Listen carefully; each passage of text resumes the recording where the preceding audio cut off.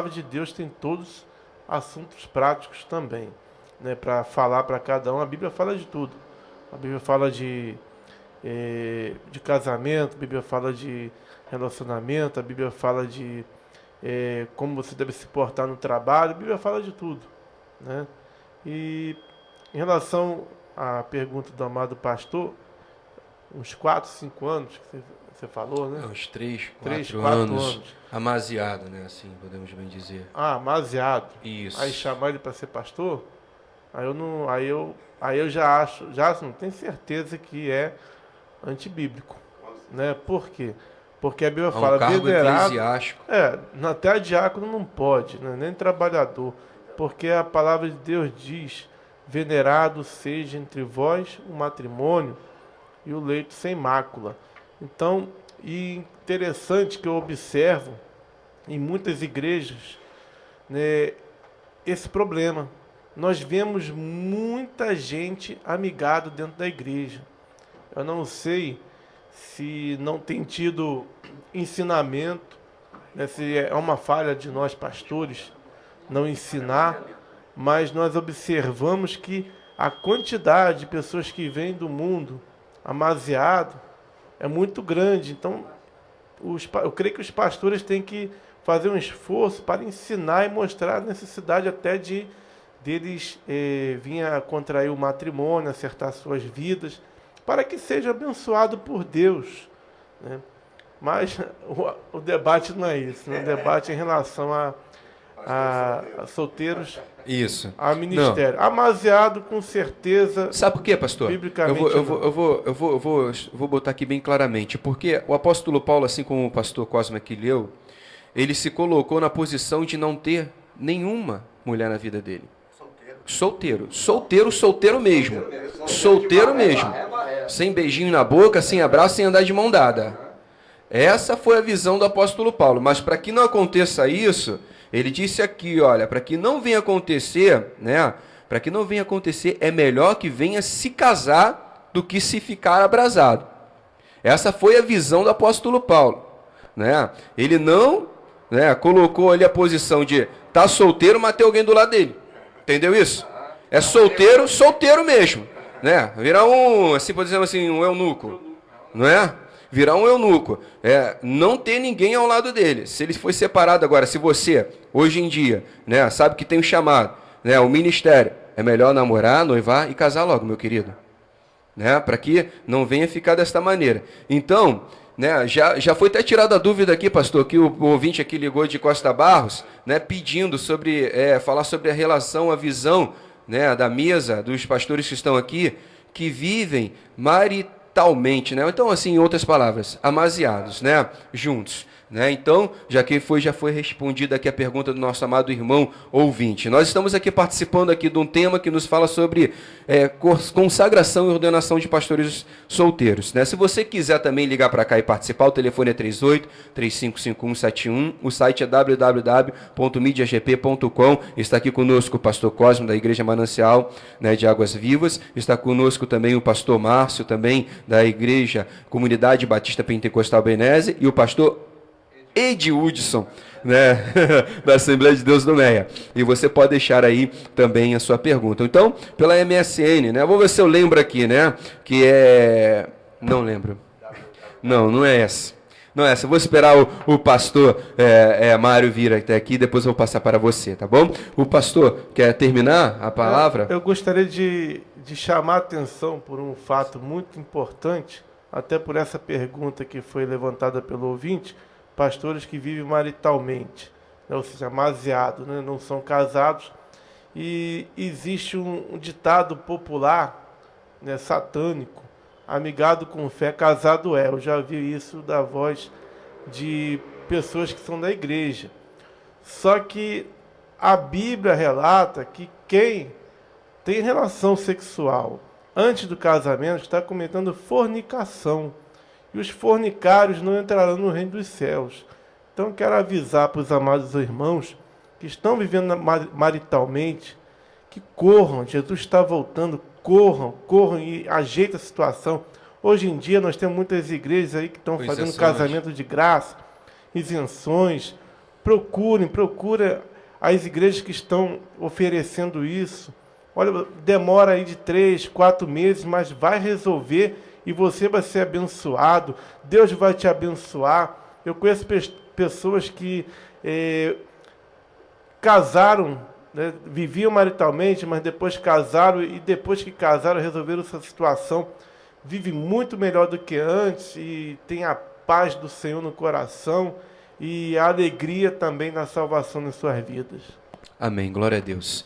Amém, meus queridos? Então tá fácil, é só procurar, porque tem pastores hoje também que estão aptos, né? Agora são juiz de paz, né? Estão se formando, em nome de Jesus eu estou sendo formado ainda esse mês, para a glória de Deus, em nome de Jesus. Pastor Edilson, fique à vontade, meu querido, dê aí a sua opinião nesta tarde, em nome de Jesus. Muito bem, eu corroboro com o pensamento do pastor Márcio, a questão da pessoa ter 2 anos, 3 anos, e não ser ordenado a pastor, porque eu acredito da seguinte maneira: existe, para ser pastor, existe uma trajetória, né? Essa pessoa primeiro tem que passar por discipulado, aprender o que é ser crente, que infelizmente muitas igrejas hoje em dia não estão mais preocupadas com isso, só quer pregar o que o povo quer ouvir, e encher a igreja, e aleluia, glória a Deus, e acabou. E às vezes a igreja está inchada e qualidade, né? O Senhor Jesus, eu vou dar um exemplo, o exemplo maior de tudo é o Senhor Jesus. Pegou 12 homens, né? Eu costumo dizer que é 12 dor de cabeça, né? Cada um seu temperamento, Pedro e João, né? Judas, que parecia mais equilibrado, era um traidor, um mercenário, só Jesus.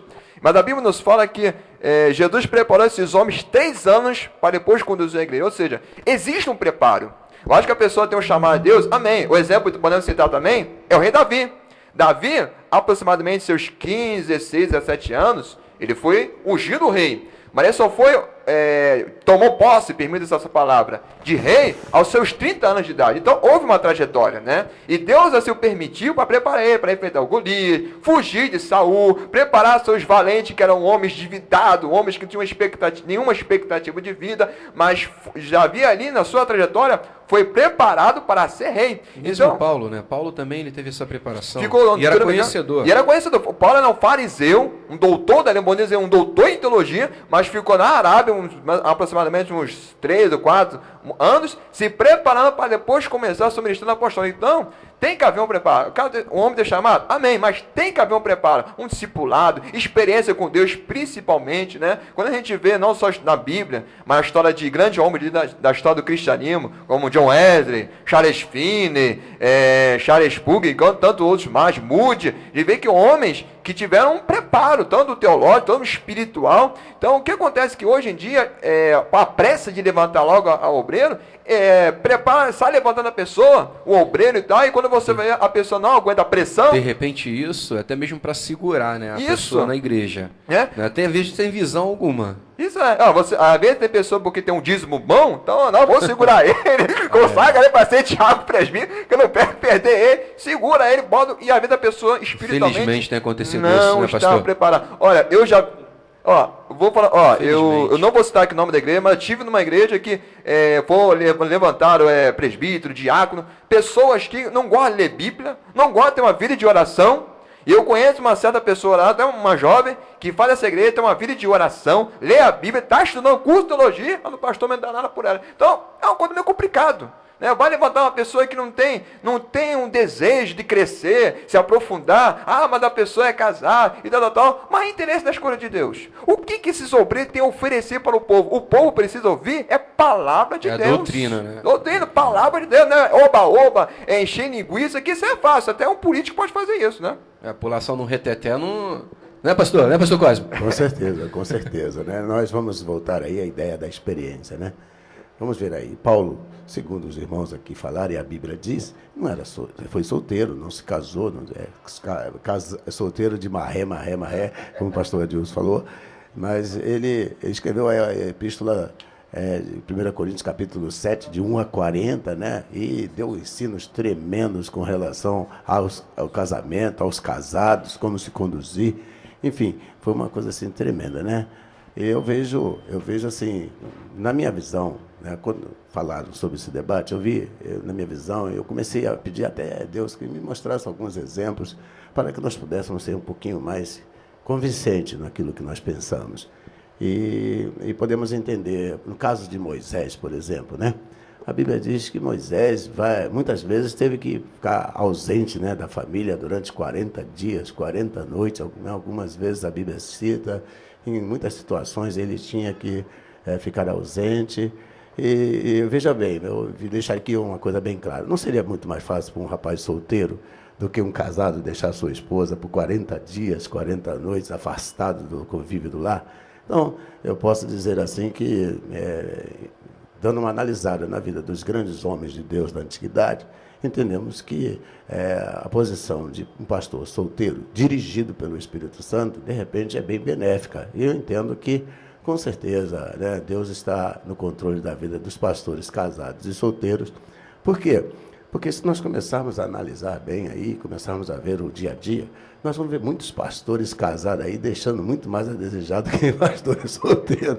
Então, se Deus não tiver no controle, dificilmente, né, o ministério do pastor será um ministério abençoado, espiritual ou próspero. Então, irmãos, esse debate ele tem, com Pastor, certeza, uma boa visão. Será que a igreja hoje ela não está preocupada com relação aos tempos de hoje? Foi o que eu falei aqui, porque os tempos de hoje estão mais difíceis, né?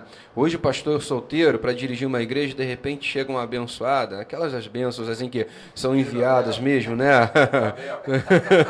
Jezabel, né? O pastor Edilson está falando aqui, né? São aquelas enviadas, né? Que vão ali, sentam às vezes até beira ali do primeiro banco, né? Para poder chamar atenção, né? Não só uma, mas várias, né? Porque ele é solteiro, né? Ah, o pastor é solteiro, o pastor, né? De repente, porque o pastor, né, chama atenção, né? Até o casado já chama, imagina o solteiro, né? E a visão é essa, de repente a preocupação de pastores, né? Pastores que, né, são separados, pastores que já são casados, com relação, de repente, pode ser até mesmo por isso, né? De repente colocar um pastor ali, de repente aquele pastor, né, diante, né, do ministério, diante de Deus, não honrar com aquilo que o pastor, né, deu aquela honra, abençoou. Eu sei que não são todos, né? Não são todos, nós não vamos, né, generalizar, né, porque não são todos. Tem muitos pastores solteiros aí, graças a Deus, que têm dado mais testemunhos, né, do que muitos pastores que são casados.